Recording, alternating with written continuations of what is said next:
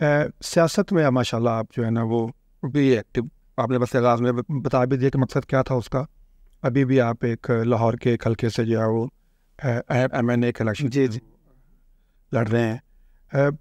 یہ جو سیاست ہم کر رہے ہیں یا ہمارے یہاں جو سیاست ہو رہی ہے اس کو لوگ بہت سارا سوال بھی اٹھاتے ہیں. خاص طور پر جو بندہ دیندار ہوتا ہے وہ کہتا ہے کہ یہ تو بالکل بھی شاید وہ نظام نہیں ہے، وہ سسٹم نہیں ہے. تو آپ نے تو پہلے بھی وہ سسٹم کی بات کی ہے کہ اگر میں کچھ کنٹریبیوٹ کر سکتا ہوں تو مجھے اس میں کنٹریبیوٹ کرنا چاہیے. اس حوالے سے سیاست اور اسلام کے حوالے سے آپ کی کیا انڈرسٹینڈنگ؟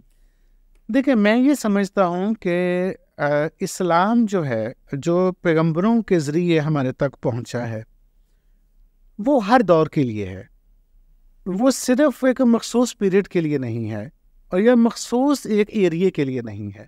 یہ فار دا ہول ورلڈ جو ہے، یہ اسلام کا پیغام ہے اور اس کا نظام ہے. اب اس کی شکلیں بھی چینج ہوتی رہتی ہیں. سسٹم کی وہ ادھر ہی ہے، چوری کے لیے ہاتھ ہی کٹنے ہیں اور قتل گالے کا قصاص ہی ہونا ہے، زنا والے کو سنسار ہی کیا جانا ہے، وہ سزائیں ادھر موجود ہیں. لیکن ان سزاؤں کی امپلیمنٹیشن کے لیے، اس نظام کو قائم کرنے کے لیے جو طریقہ کار ہیں وہ مختلف ہو سکتے ہیں. یہ سپیس ہے. یہ آپ اجنبی آواز بن کے کسی معاشرے میں اپنی بات پہنچا ہی نہیں سکتے. جہاں اردو سمجھنے والے ہیں، آپ فارسی میں وہاں بات کیوں کریں گے؟ آپ کو پتہ ہے بات بھی ہو سکتی. میں جو لرن کیا ہے، میں نے جو سیکھا ہے، حضرت یوسف علیہ الصلوۃ والسلام جو ہے وہ خواب کی تعبیر بتاتے ہیں اور وہ کہتے ہیں پھر اس قحط سے نپٹیں گے کیسے. وہ کہتے ہیں مجھے وزیر خزانہ بنا دو، میں دکھا دوں گا کیسے نپٹتے ہیں. تو وہ کہہ رہے ہیں نا کہ میں اچھا منتظم ہوں، میں اچھا انتظام کرنے والا ہوں، آپ مجھے دیجیے.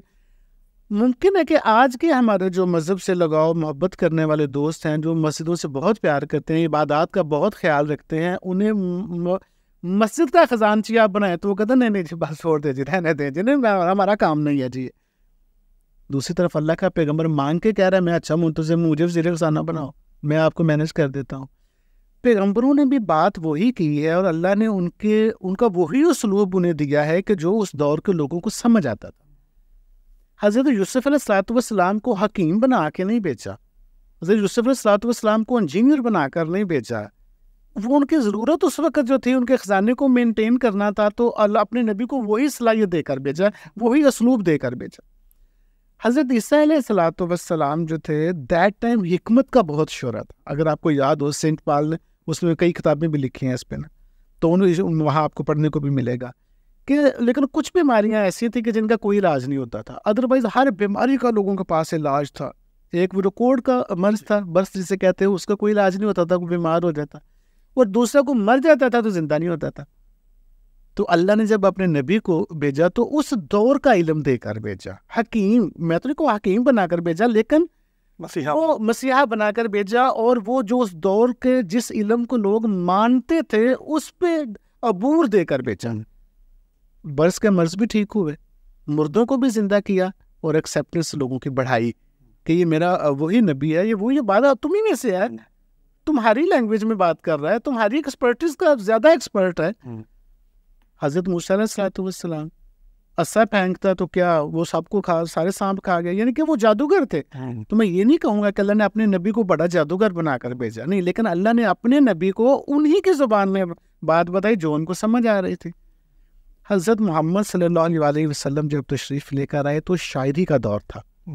ربیع بن کعب جیسے لوگ جو تھے اس دور کے، علامہ اقبال، ربیع بن اشرف جیسے لوگ، تو وہ کعبہ میں آپ کو یاد تو ہے نا، وہ اپنے شعر لکھ جایا کر دیکھے. تو جب پیغمبر نے انا اعطیناک کل کوثر لکھا، اگر اس وقت بھی اللہ تعالیٰ اپنے پرانے انبیاء کی سنت کو زندہ رکھتے، حضور کو حکیم بنا کر، بے طبیب بنا کر بھیج دیتے، حضور کو وزیر اعظم کے خزانے کی سمجھ بوجھ ماہر معیشت بنا کر بھیج دیتے. لیکن نہیں، چونکہ اس دور میں لوگ جو سمجھ رہے تھے وہ شاعری کی زبان سمجھ رہے تھے، جیسا قرآن بھی اسی اسلوب میں اتارا گیا کہ ایکسیپٹنس لوگوں کو پتہ چلے یہ اجنبی زبان نہیں ہے. یہی بات میں پوری دنیا کے لیے سمجھتا ہوں کہ ہمیں اس دور کے مطابق جو ہے نا اپنے آپ کو پریزنٹ کرنا پڑے گا، اس دور کے مطابق جو ہے اپنے آپ کو پیش کرنا پڑے گا. پیچھے مقصد تمام انبیاء کا ہی ہوئی. آج اگر یہاں ہم الیکشن کے ذریعے پارلیمنٹ میں جا کر کے کوئی پازیٹیو رول پلے کر سکتے ہیں، اللہ کے نبی کے نظام کو نافذ کرنے کی مؤثر جدوجہد کر سکتے ہیں، تو سعودی عرب میں تو کوئی پارلیمنٹ نہیں ہے. مصر میں تو جنرل السیسی نے جو ہے وہ سیاسی جماعتوں پر پابندی لگا رکھی ہے.